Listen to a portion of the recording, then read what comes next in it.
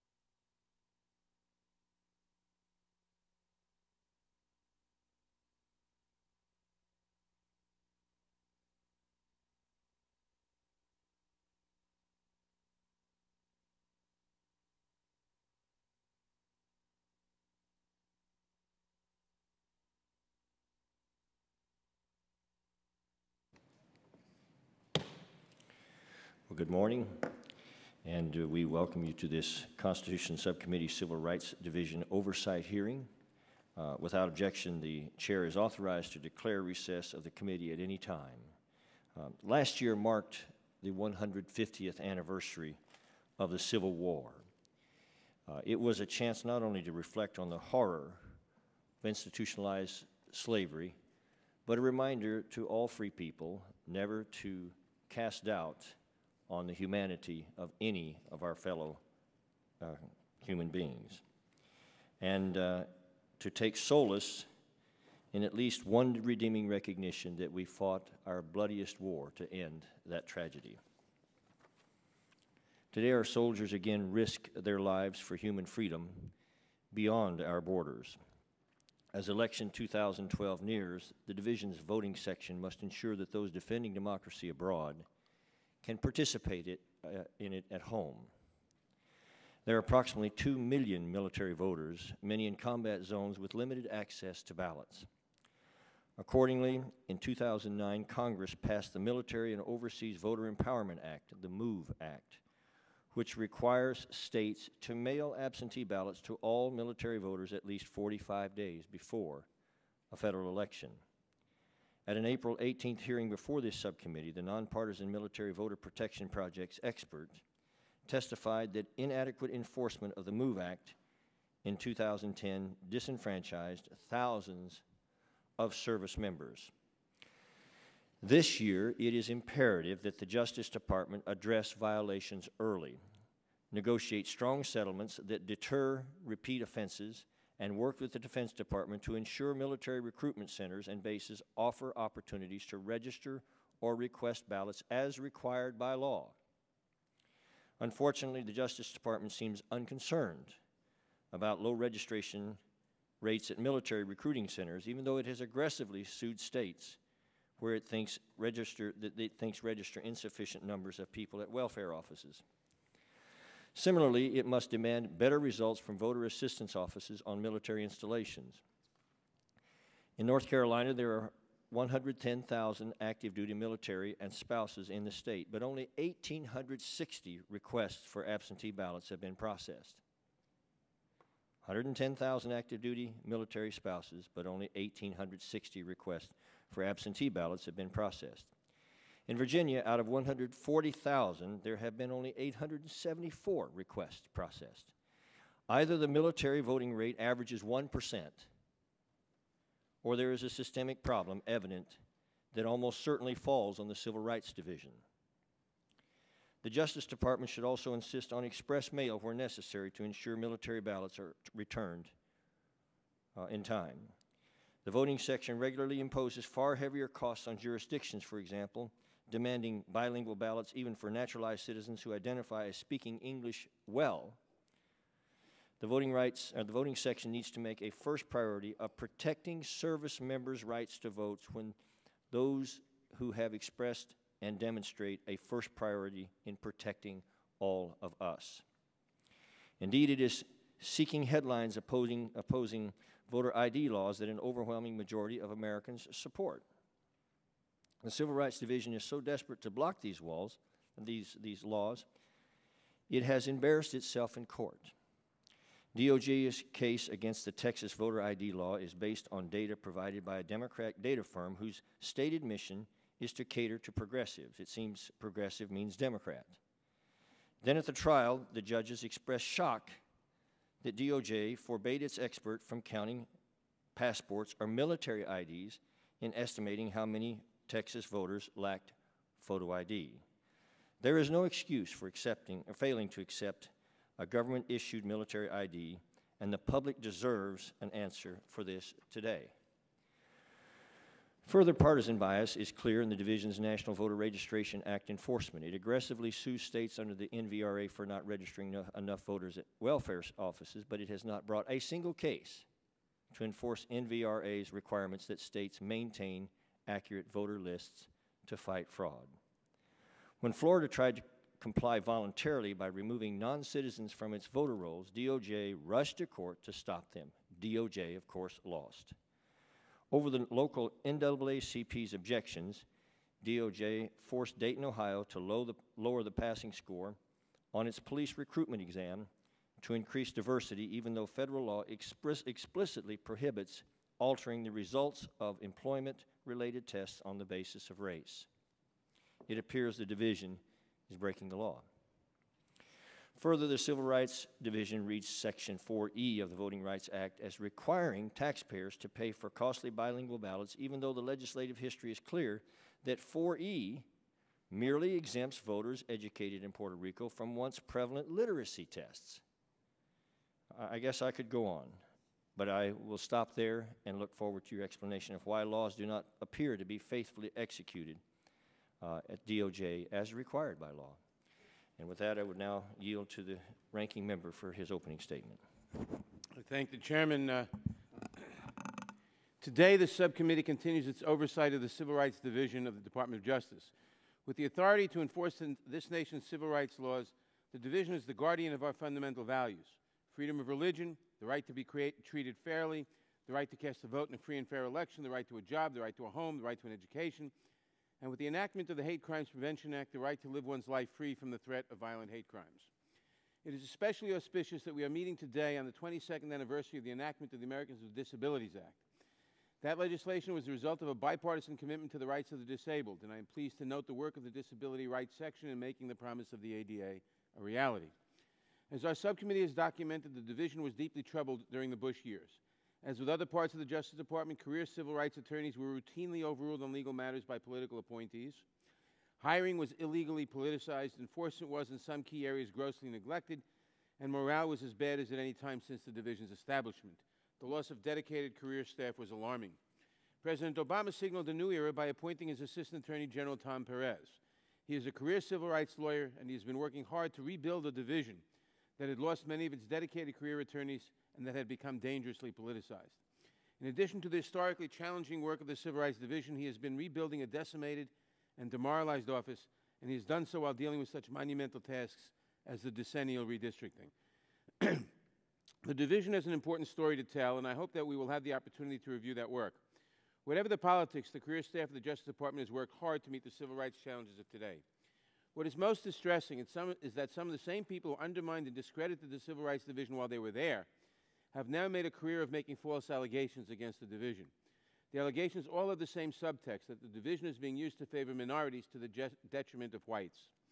What they really mean is that the division is now making an honest effort to enforce in an even-handed manner our civil rights laws, laws which they really don't like. It is a Willie Horton campaign, pure and simple. I am especially concerned about efforts around the country to rob duly qualified Americans of their right to cast a vote in a free and fair election and to have that vote counted. We are seeing the enactment of various devices having the purpose and effect of preventing people from exercising their right to vote under the pretext of protecting the integrity of elections. These efforts are not without precedent in our country. In the past, literacy tests, grandfather clauses, and poll taxes have been used to keep out of the polls citizens whose voices those in power did not particularly want to hear. In our day, purges of voter rolls, which include the removal of voters we know for a fact are qualified, the requirement of particular voter IDs that we know some segments of the population are less likely to possess, and other such devices are being implemented around the country. The pretext, and there is no other word for it, that we are interested in preventing fraud has never stood up to scrutiny. Even now, where a voter ID law is being challenged in Pennsylvania, the state has already admitted in court that, and I'm quoting here, quote, "There have been no investigations or prosecutions of in-person voter fraud in Pennsylvania. The parties do not have direct personal knowledge of such investigations or prosecutions in other states.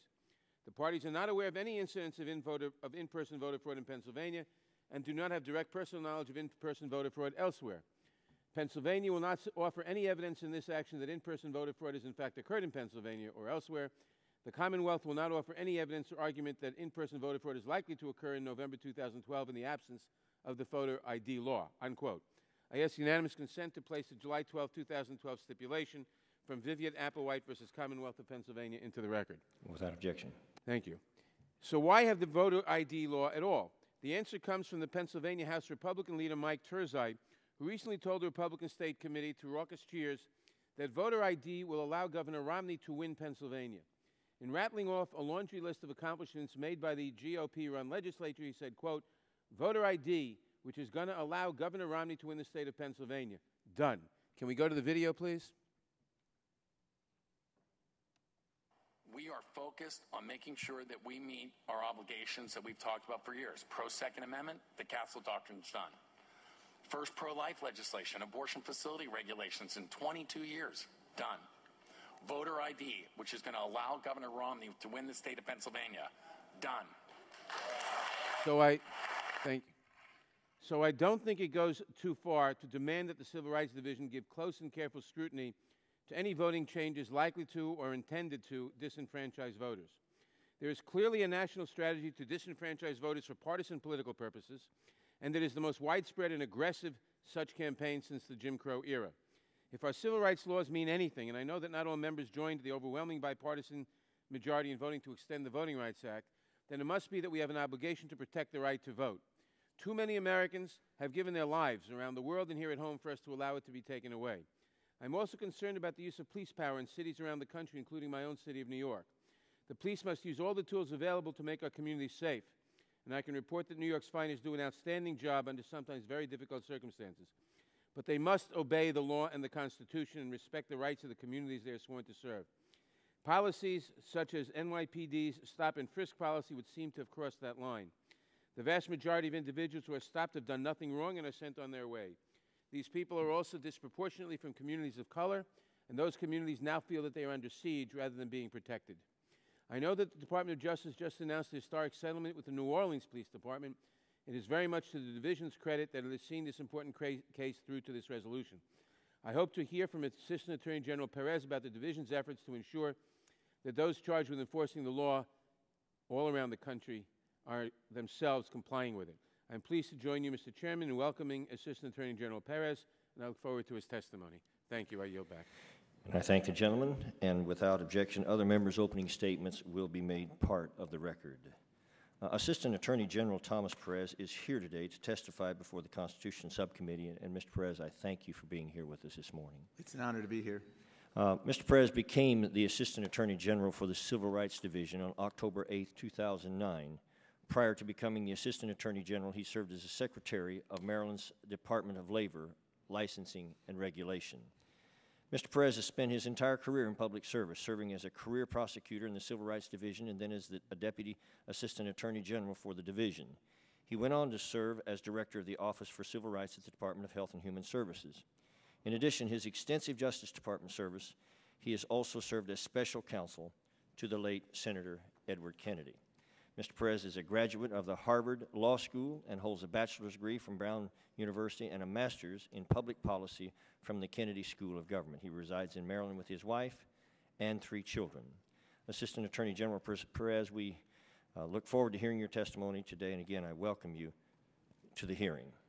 Mr. Perez's written statement will be entered into the record in its entirety, and I would ask you, Mr. Perez, to summarize your testimony in 5 minutes or less. To help you stay within that time, there is a timing light on your table. When the light switches from green to yellow, you will have 1 minute to conclude your testimony. And when the light turns red, it signals that your 5 minutes have expired. Before I recognize the witness,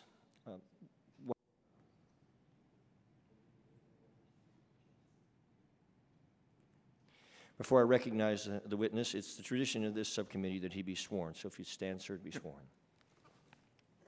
Do you solemnly swear that the testimony that you're about to give will be the truth, the whole truth, and nothing but the truth, so help you God? I do. Thank you. Now I recognize Mr. Perez for 5 minutes, and don't forget that microphone button. Everybody has trouble with that.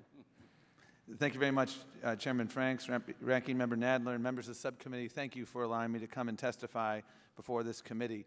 In the year since I last appeared before the subcommittee, the Civil Rights Division has continued our vigorous, fair, and independent enforcement of civil rights laws. It is indeed fitting that I come to you today on the 22nd anniversary of the ADA, a landmark law that represents a bipartisan tradition of even-handed civil rights law enforcement. 22 years ago, I was proudly working in the Civil Rights Division as a career attorney under Attorney General Thornburgh. I want to thank the former chairman of this distinguished committee, Chairman Sensenbrenner of Wisconsin, for his and his wife's unwavering commitment to disability rights. I also commend him for his leadership in the most recent reauthorization of the Voting Rights Act. Civil rights indeed has a strong bipartisan history and tradition in this committee, in this Congress, and across America. Thanks to the talented career attorneys, professionals, and support staff who work in the division, we continue to achieve great successes in protecting the civil rights of all individuals. And let me give you a few examples. 2 days ago in New Orleans, the AG announced the filing of a complaint and consent decree in the most sweeping police reform case in the department's history. This decree serves as a comprehensive blueprint for sustainable reform, and we are handling more cases of this nature than any time in our history. In the last fiscal year, the division filed hate crime charges that resulted in the convictions of 39 defendants, which was the largest number in more than a decade. In the last 4 fiscal years, we brought more human trafficking cases than any other 4-year period in the department's history. In the last 4 fiscal years, our appellate section has filed more amicus briefs than any other 4-year period that I am aware of. We handled 27 new voting cases in the last fiscal year. We've never handled more new cases in one fiscal year. That is, until this fiscal year, which is not yet done, in which we have handled 36 new cases. In the last 3 years, we participated in over 40 disability matters in 25 states to assist people with disabilities to live in community-based settings. We've worked with Republican and Democratic governors in Georgia, Virginia, and Delaware to dramatically expand opportunities for qualified individuals with disabilities to thrive in community-based settings. We achieved the department's largest recovery in a sexual harassment lawsuit under the Fair Housing Act. In the last 8 months, the division has resolved the 3 largest residential lending discrimination cases in the department's history, including a $335 million settlement with Countrywide Financial, a $175 million settlement with Wells Fargo, and a $21 million settlement with SunTrust Mortgage. We reached an agreement with Colorado to provide interpreter services in court proceedings for individuals with limited English proficiency so they can meaningfully access the justice system. We are working with other states on this issue as well. We have protected the rights of individuals to worship and assemble in accordance with their religious beliefs. Just last week, we obtained a court order under the Religious Land Use and Institutionalized Persons Act, our LUPA, directing Rutherford County, Tennessee, to allow a mosque in the city of Murfreesboro to open. A few weeks earlier, a grand jury indicted an individual for making a threat against that mosque. We aggressively enforce laws that protect the rights of service members. Since 2009, we filed 43 cases under the Uniformed Services Employment and Reemployment Rights Act, USERRA, which exceeds the 32 cases filed under the previous administration. And we obtained record relief under the Service Member Civil Relief Act for service members who have been victims of unlawful foreclosures. We protected the voting rights of service members through the enforcement of the MOVE Act and UACAVA. We filed more cases in the 2010 election cycle than any other time in the enforcement of UACAVA. 14 matters, either lawsuits or settlements. This year we've already filed 4 more, Alabama, California, Wisconsin, and Georgia for noncompliance with the MOVE Act. And we have legislative proposals that we have offered to strengthen those protections. I'm very proud of these accomplishments, which represent only a small fraction of our work. These cases are about real people in communities across this country who have been denied access to equal opportunity. It's about the students in Anoka Hennepin School District in Minnesota or South Philadelphia High School who are victims of pervasive bullying. One of the basic rights of every parent and student is that their students should be safe in school and have a safe, nurturing learning environment. As a result of our landmark agreement, these students who have been subjected to harassment can now feel safe and focus their energies on learning. It's about helping the worker who was fired after telling her employer that it was wrong to deny jobs to U.S. citizens and workers with permanent work authorizations and give those jobs instead to temporary worker for people with temporary work visas. In some cases, we expand opportunity for a few people, while in others it may be hundreds, thousands, or even more. In all cases, we enforce the law fairly, independently, and even-handedly. This job is a sacred trust, and I'm exceedingly proud of the work of the dedicated career professionals in the division. We've made great strides in expanding opportunity in a number of critical ways. Civil rights, however, remains the unfinished business of America, and we will continue to use all the tools in our arsenal so that all individuals enjoy the rights guaranteed by the Constitution and laws of the United States. Thank you for this opportunity to be here, and I look forward to your questions. Well, thank you, Mr. Perez, and I appreciate your testimony. I'll now begin the questioning by recognizing myself for 5 minutes. Protecting the right of those who protect us to vote seems to be something that the American people strongly support. But some states consistently fail to get ballots to deployed military members in elections, systemically disenfranchising military voters, breaking federal law, and disenfranchising, again, those who protect us. In 2010, 14 states had counties that failed to get their ballots out to their state's deployed military. New York alone failed to meet the agreement deadline for 43,000 military voters. The settlements DOJ reached with some of these states for these violations only perpetuated the problem, since they did not provide sufficient time for ballots to be received before the election and mailed back in time.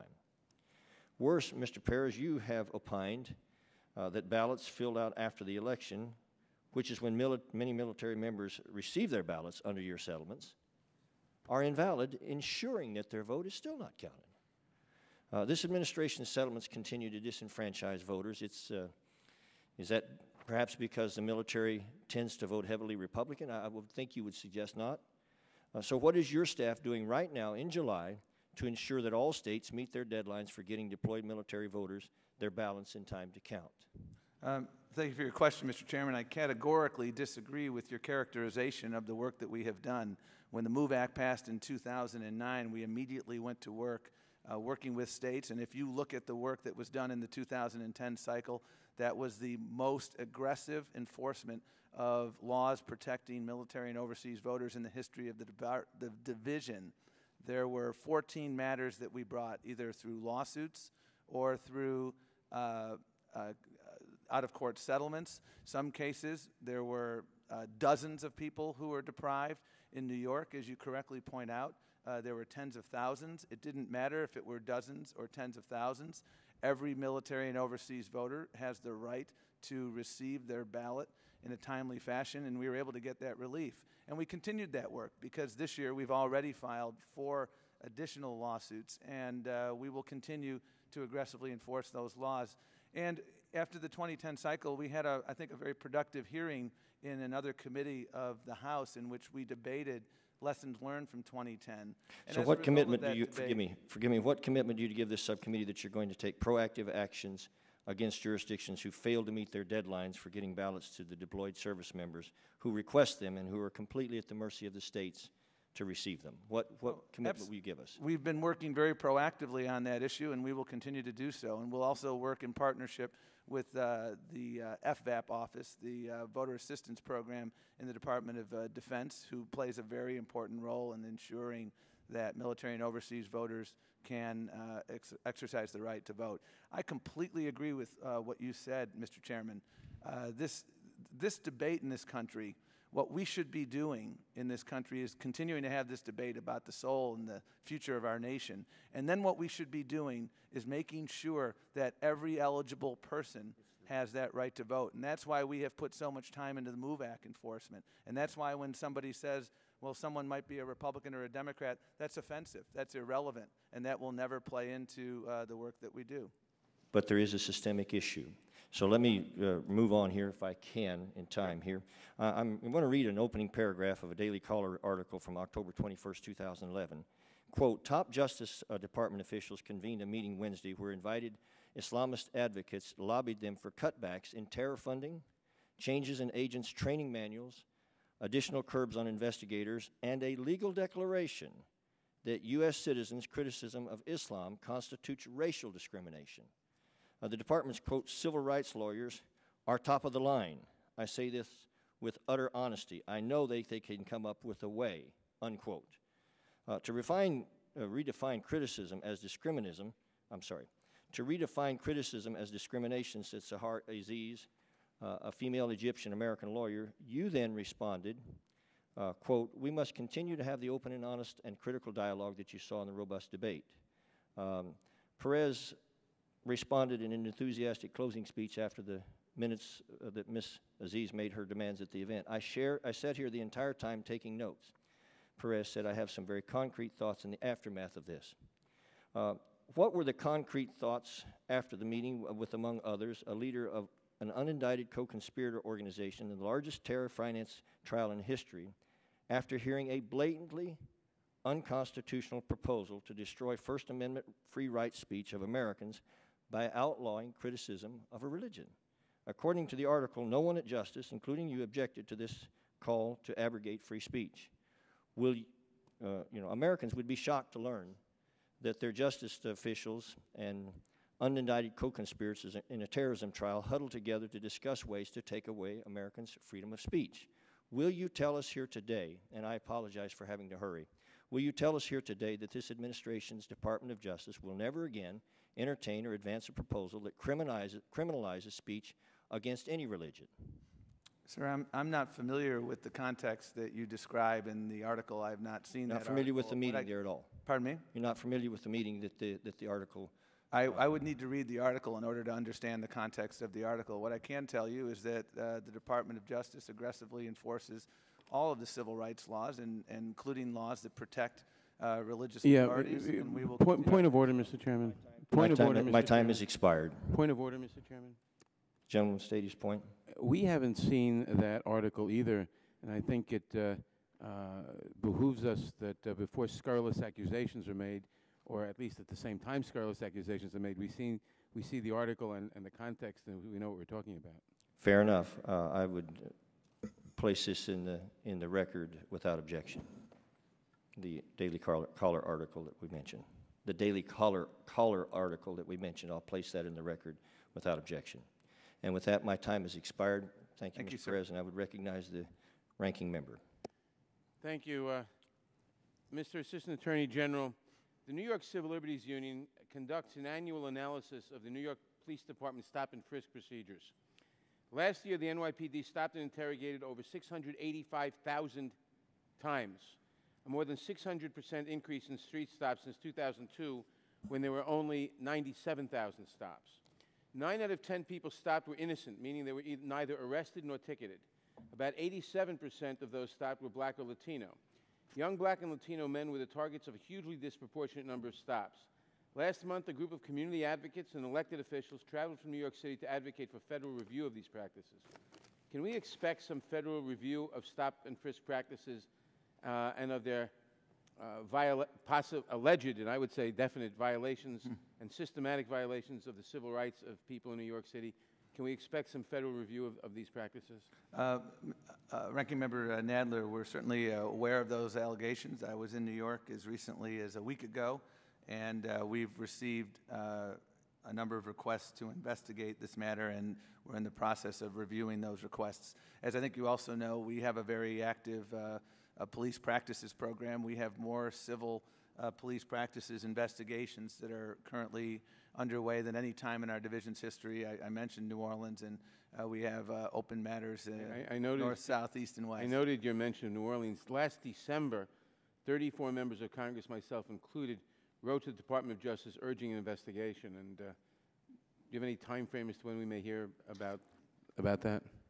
It remains under active review. I can't give you a specific response date where obviously we have a lot of components in the department with whom we are consulting. All right, thank you. A number of years ago, I think it was 4 or 5 years ago, when Mr. Sensenbrenner was chairman of the committee, we held, I don't know how many hours of public hearings on the question of renewal of the Voting Rights Act, and specifically of Section 5 of the Voting Rights Act. People said, some people said, and Congress decided to the contrary, that Section 5 was no longer necessary because nobody discriminated anymore, or states and localities didn't discriminate, and that Section 5 was unfair in that it only covered certain local jurisdictions based on their record of discrimination prior to enactment of the Voting Rights Act, and didn't cover others, and that this was all ancient history and of no current relevance. I note that there are a number of people saying the same thing again. And of course, after those many hours of hearings, we came up with voluminous evidence of current discrimination, of current necessity for Section 5, and Congress, both houses, bipartisan basis, passed a renewal, and the President Bush signed it. Could you comment on the current necessity of Section 5? I know there are some pending lawsuits against it. Could you comment on the current necessity of it, and on the fairness of singling out some but not all jurisdictions? Sure.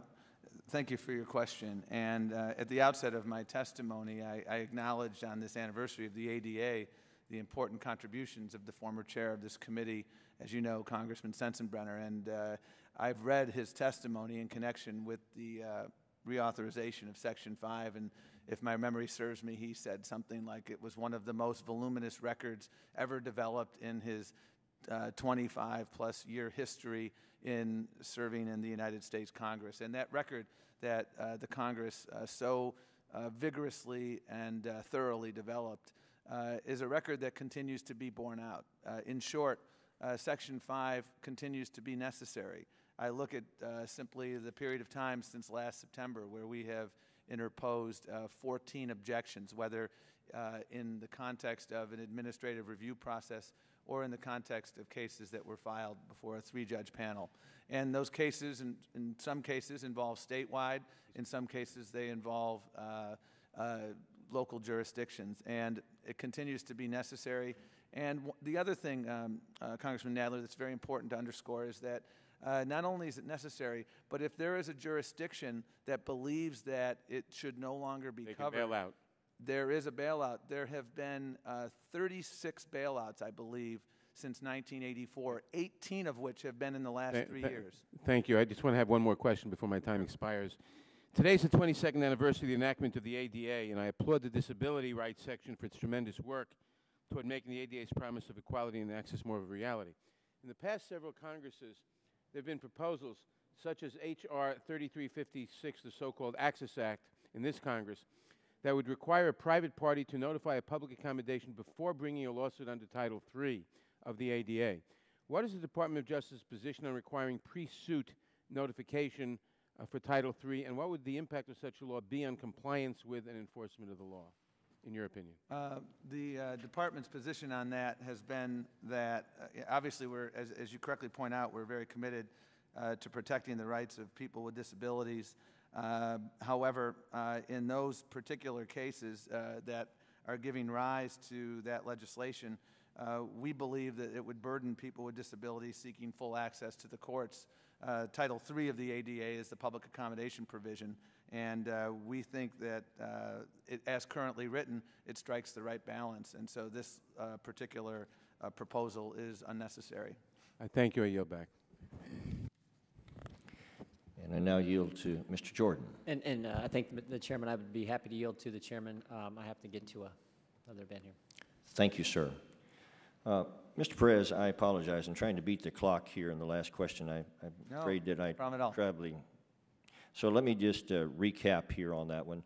Will you tell us here today simply that this administration's Department of Justice will never entertain or advance a proposal that criminalizes speech against any religion? Sir, I want to, as I said before, you referenced as context for your question. Well, there's no context on this question. I'm just asking you. There actually just asking you. Yeah, all right. Let me ask a new question. Will you tell us here today that this administration's Department of Justice will never entertain or advance a proposal that criminalizes speech against any religion? Well, again, sir, well, that's not a hard question, Mr. Well, actually, Perez. it is a hard question in the sense that when you make threats against someone, I'm asking you here today. Will you tell us here today that this Department of Justice will never entertain or advance a proposal to criminalize speech against any religion?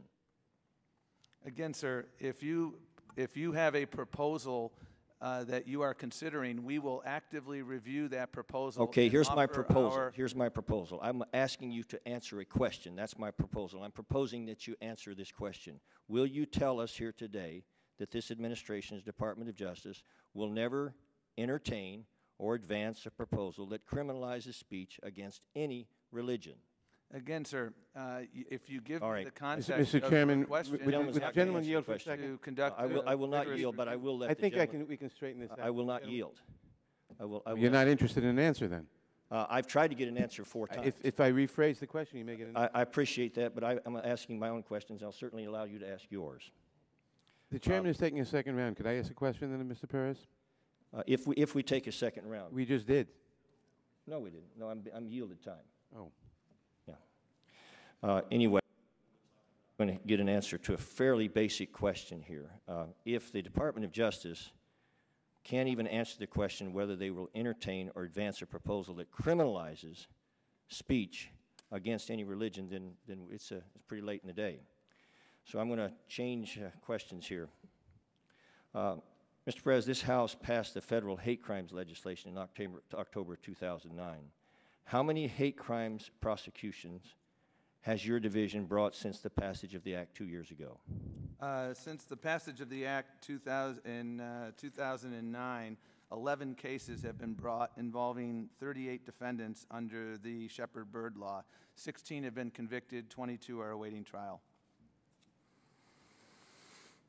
All right, that seems to contradict some information we got from CRS. I'm happy to work with you to Could you give us a report showing the number of cases and parties and courts where these cases are wrought or were brought, including ongoing cases with docket numbers and a short, maybe one-paragraph summary of each case? I'd be happy to do so. And how soon could you get that to us? We'll do it as soon as possible. Any estimation? Again, we'll do it as soon as possible, sir. All right.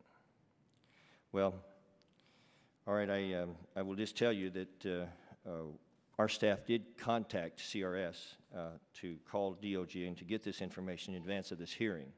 And the DOJ rep told CRS that there were approximately 300 hate crimes cases brought in just 2 years, but they refused to give the information to CRS. Now, this, again, may be correct or incorrect information, I don't know, but it's public record, that much I know, and they urged us to file a FOIA.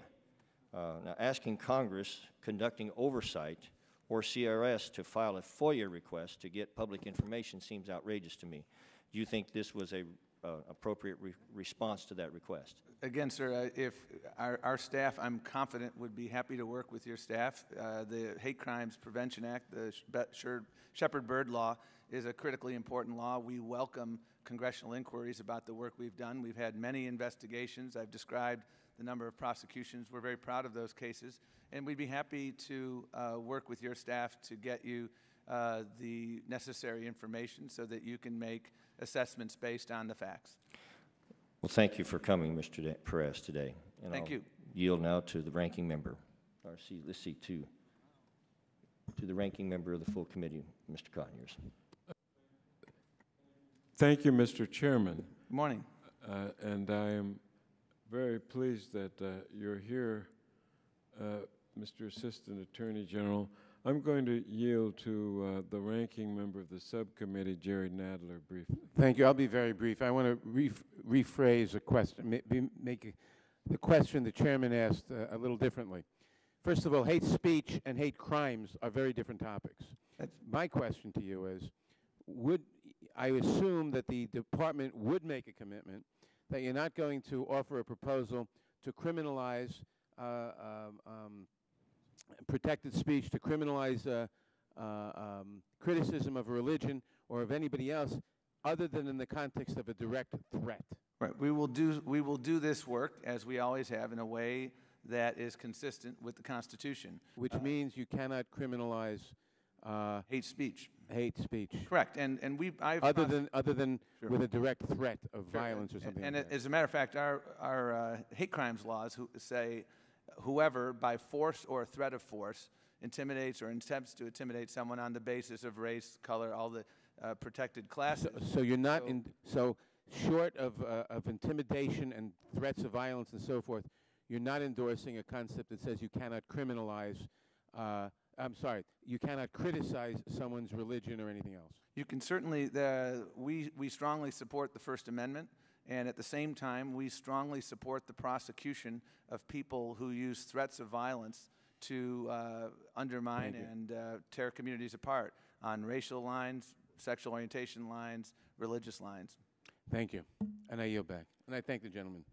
You're welcome. This is an important discussion, and in a way we sort of started off on this rapid fire back and forth, and sometimes some of the finer and more substantive parts of what we're talking about get lost.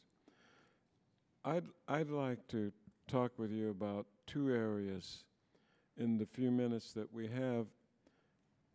But for me, Mr. Assistant Attorney General, this is an ongoing discussion that we're having. I'm not racing to get all my questions into you.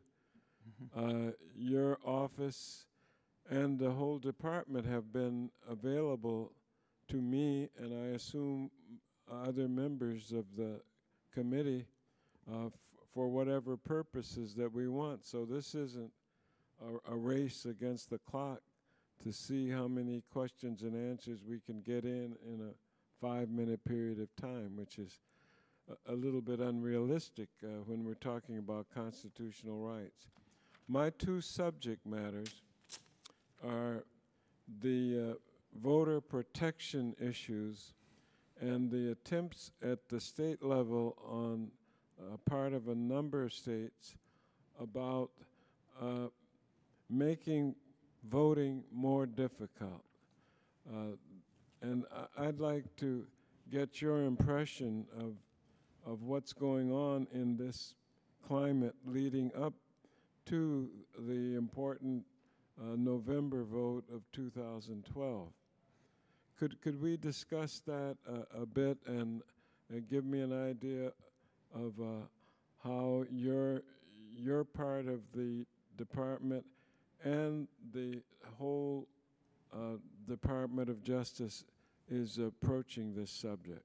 Sure. And again, our philosophy and our approach here has been very straightforward. We want to enforce the laws, and we are enforcing the laws, and we're doing so in a fair and independent way.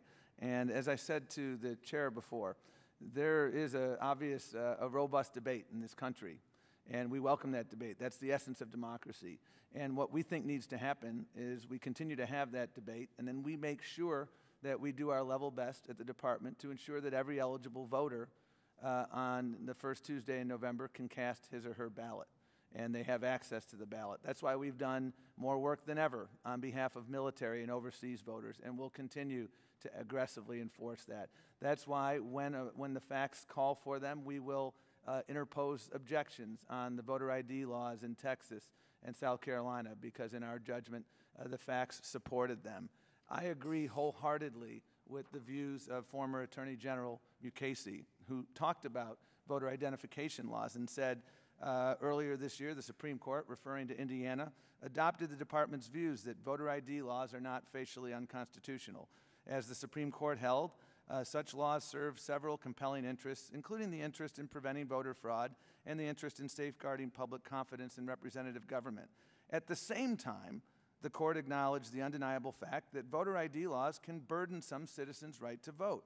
It is important for states to implement and administer such laws in a way that minimizes that possibility. And it is important for the department to do its part to guard against this possibility. We will not hesitate to use the tools available to us, including the Voting Rights Act, if these laws, important though they may be, are used improperly to deny the right to vote. That is not Attorney General Holder, that was Attorney General Mukasey. And I completely and utterly agree with him. And that embodies the approach we have taken, Congressman Conyers. I will continue our discussion outside of this important hearing, and I thank you for your Thank you for your time. Thank you, Mr. Chairman. I thank the gentleman. Mr. Scott, you're now recognized for 5 minutes.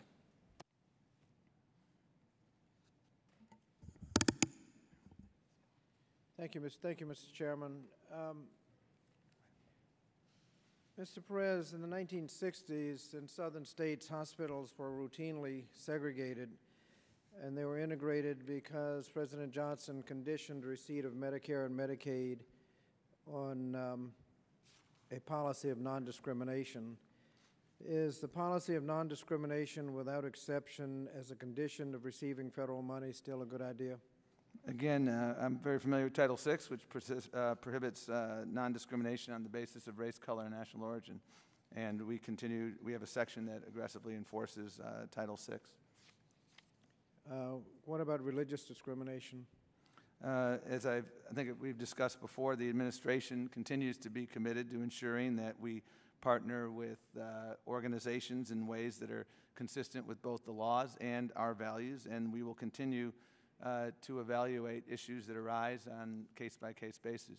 From 1965 to 2001, there could be no religious discrimination when you're receiving and spending federal money. Was that a good idea or a bad idea? Well, again, we respect the judgments of Congress, and we enforce the judgments and the laws and regulations that are in place. And so that's the job of the Department Well, of Congress Justice. has said it's a good idea to be able to discriminate. Do you agree with that? Well, again, as I said before, in the context, and I think we've had this conversation a few times, and we will continue to have this conversation.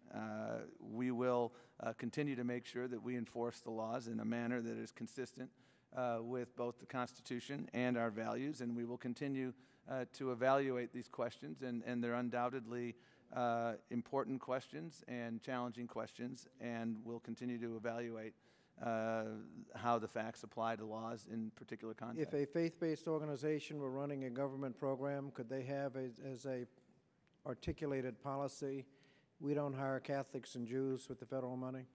Well, again, we've had many conversations with you about anti-discrimination laws, and we have enforced cases involving discrimination based on religion in the employment context and in other contexts. We have a case actually in Arizona that we have brought I'm a involving little confused. discrimination. Can an organization have as an articulated policy, we don't hire Catholics and Jews with federal money? Again, we are having this conversation with you about how to treat the issues of ensuring that we partner with faith-based organizations in ways that are consistent with all of our laws and all of our values, and we will continue to evaluate. Do the laws that you are enforcing prohibit discrimination or allow discrimination with federal money? I mean, could an organization have an articulated policy, we don't hire Catholics and Jews with federal money? Again, every situation is fact-specific. We have, in fact, prosecuted, or not prosecuted, we brought civil suits in cases involving discrimination based on religion, and we will continue to evaluate specific facts of particular cases. I just gave you a fact situation. And if the facts, faith-based organization is running a federal program with federal money and has an articulated policy, we don't hire Catholics and Jews. Can they get federal money?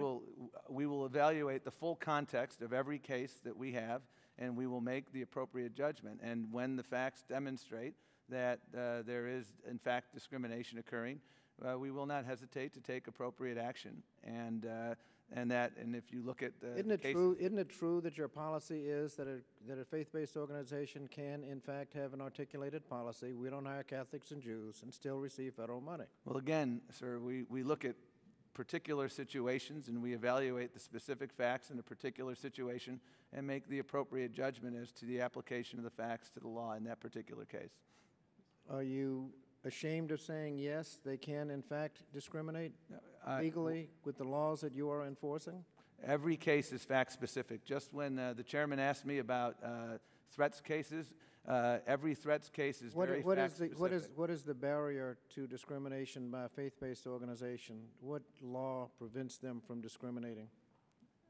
I'm not sure I understand your question. If a faith-based group is taking federal money, what law can you apply that prevents them from discriminating, from having an articulated policy, we don't hire Catholics and Jews? Well, again, we would have to look at the particular circumstances of a specific case to determine whether there is either a reg from a department so that an agency might be able, an agency of that particular office might be able to take a look at that, or whether there's a law of more general application.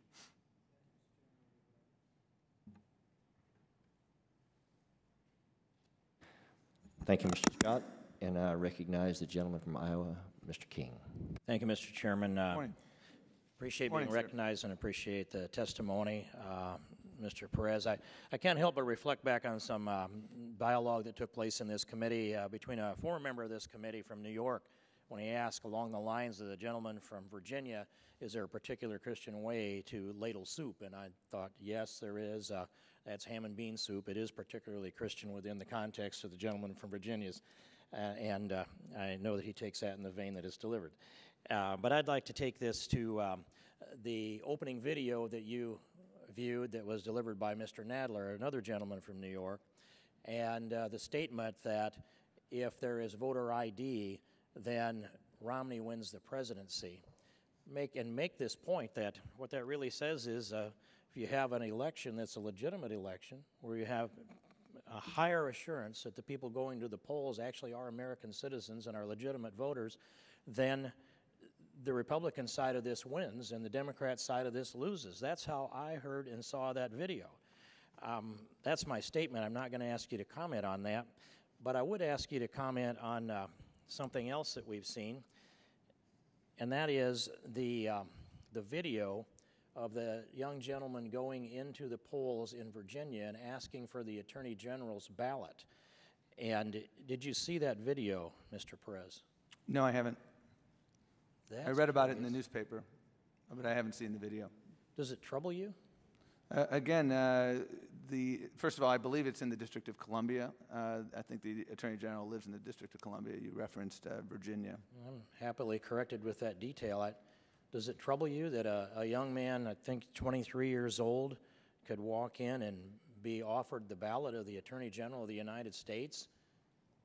Well, what's interesting about that is that the individual did not vote, and that is really the question presented is, what is the extent of voter fraud in the United States? I can tell you, Congressman, that in the context of the litigation, and I can't comment too much other than what's in the public record. Let me point in out South that Carolina, we know why the individual didn't vote is because he didn't want to break the law. and that's why voter so fraud. My point is that there are a lot of individuals out there that don't mind breaking the law. They maybe don't even understand it does violate the law. They're offered a motor voter sign up here in a little checkbox, are you a citizen?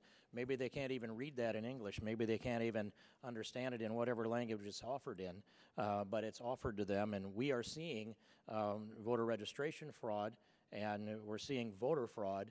In fact, we know that Acorn has admitted to at least 440,000 false or fraudulent voter registrations. So that's pretty prevalent out there, and I can't imagine that none of those 440,000 actually went and voted, and we have evidence to the contrary. So one more point. Have you heard, do you know Donna Brazil? I'm sorry? Do you know Donna Brazil? I don't know her personally. I know of her. Know of her, and know that she was managing Al Gore's campaign in the year 2000? I don't recall that, but I don't recall that, but I'll just say that's my recollection. recollection. And I recall this statement when it was pointed out to her that her campaign was 4.5 points down in the polls. And this is from memory, so it could be refined to precision. Her answer to that was, I'm not worried about being down 4.5 points in the polls. I can pick up 6 points on the street. I happened to think of that when I saw the gentleman from New York's video that he put out here. He sees the world from an entirely different view than I do, at least on this subject.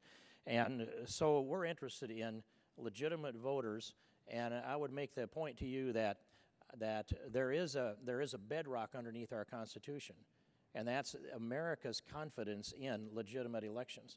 It really isn't whether or not we have legitimate elections. If they believe they are legitimate elections, then they'll have confidence in them, and they'll accept the decisions made by their elected officials with this constitutional republic that we have. And we have secretaries of state around the country that are working to try to clean up the voter registration rolls, and they've had great difficulty in getting access to the SAVE Act, the systemic alien verification entitlement that is by law to be provided to them, and they're looking to justice for recommendation, particularly Iowa. And I'd ask if you're prepared to make that list available to the Secretary of State, Matt Schultz, who has been working diligently to have legitimate voter registration rolls in Iowa. As I understand it, DHS is working with the recommendation. Secretary of State, and DHS But has asked you for a recommendation. They have kicked it off to you. They passed it over. No, actually, I believe it's, as I understand the program, it's a DHS decision, and DHS will indeed make that decision. And in fact, DHS has announced, if you don't mind, the clock is running down, but DHS has announced that they're looking for guidance from DOJ. Isn't that you? Well, I would love to see that reference that they are looking for guidance from DOJ. I can tell you that in the state of Arizona, we pre-cleared an arrangement, I think 6 years ago, so that the state of Arizona is actually making use of the SAVE database in their verification process. Now, of course, if in the course of making use of that SAVE database, they do so in a manner that impacts or implicates the voting rights laws, then we would step in. But and Iowa's not a covered district. The state of Arizona so is in fact doing that. Could you list any reason that in Iowa that doesn't have a covered district in it, that simply wants to use the save list in order to clean up their voter registration rolls to provide legitimate elections. Can you imagine any reason why DOJ would recommend to the Department of Homeland Security not to provide that list? Well, again, as I understand that process, the SAVE database, the key thing, and Arizona does this, as I understand it, is you have to have the requisite underlying data, including alien registration numbers of the individual. If you are not collecting the requisite underlying data, then the SAVE database will not be helpful. Could you cite the statute that prohibits that? Could you cite the statute that prohibits? No, again, this is the Department of Homeland Security, sir, is the department that administers the SAVE database. I understand, and they look to DOJ for recommendations. Well, again, the Department of Homeland Security is the entity that administers that database, and as I understand it, if you don't collect the requisite data, then the database is useless. The gentleman can finish the question and finish the answer, please. Go ahead. You're finished on Yes. that? Okay, all right. Then, in which case, then, Mr. Chairman, I'd just point out that this has been passed back and forth between DHS and DOJ for too long, and it's time to get a resolution to this matter, and I yield back. I thank the gentleman. And without objection, all members will have 5 legislative days to submit to the chair additional written questions for the witnesses, for the witness in this case, which will be forwarded, and we will ask the witness to respond as promptly as he can so that the answer may be made part of the record. Without objection, all members will have 5 legislative days with which to submit any additional materials for inclusion in the record. And with that, Mr. Perez, thank you and those that have attended you today for coming to the hearing, and thank the members and observers, and this hearing is now adjourned. Thank you, Mr. Chairman.